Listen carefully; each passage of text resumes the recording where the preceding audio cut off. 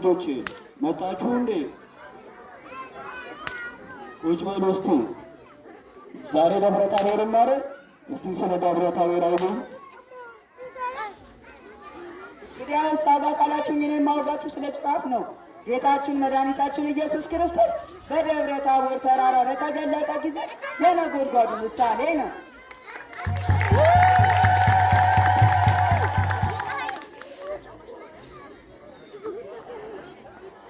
ይህ ደግሞ የምነግራችሁ ስለ ሙልሙል ነው። ሙልሙል ማለት ጌታችን መድኃኒታችን ኢየሱስ ክርስቶስ በተገለጠ ጊዜ እረኞቹ ብርሃን ስለነበረ እንግዲህ ስለማያውቁ እናቶቻቸው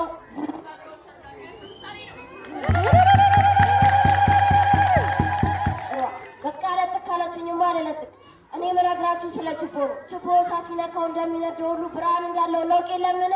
አታውቁምን? ጌታችን መድኃኒታችን ኢየሱስ ክርስቶስ በደብረ ታቦር በተገለጠ ጊዜ የዛ የብርሃን ምሳሌ ነው።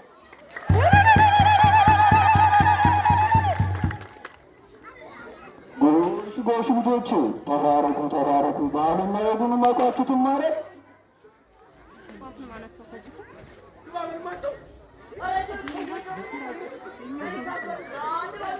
ምን ተፈጠረ ልጆች? ዘለታ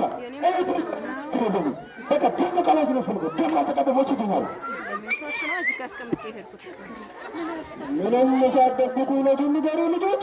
ወንድማማቾች መሀል ምን ይገባል? አጋከሉና ነጋሉ ይሉታ በረሃ ወንድማማቾች ካለው ትቀር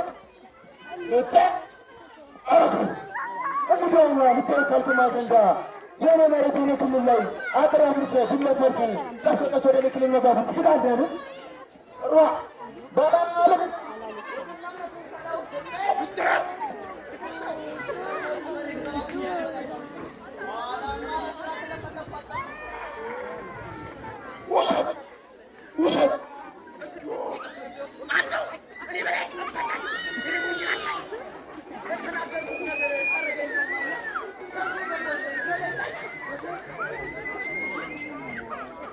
ልጆች ምን አጋጠማችሁ? በወንድማማቾች መሀል ምን የሚገባ ነገር አለ?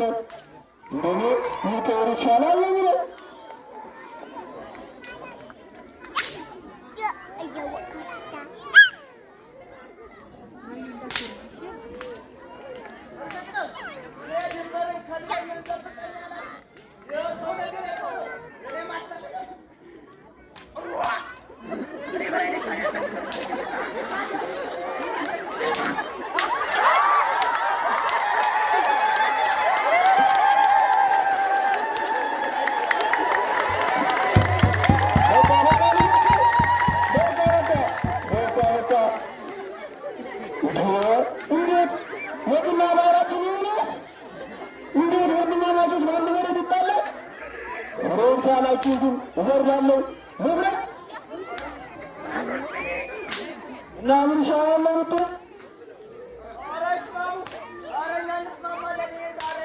በቃ ንብረት እንደ ወገን የታወቁ ነው።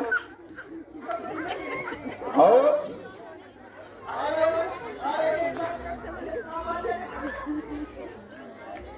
ይዛ አካላችሁማ ይቅር ተባበሉ፣ እንደ ወንድማማችነታችሁን ተባበሉ።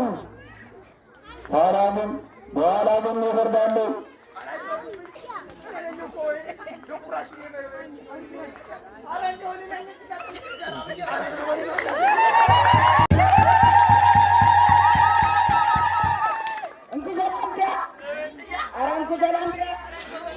በካህናት ልብስ ሶስት ወራት እጅጉ መኖር ለእኛ መልካም ነው።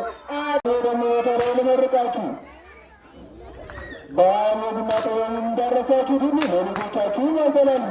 ሺህ ዓመት እንዲሁም ወግና ጥበብ ይባርክላችሁ። ወደዱ ትውለዱ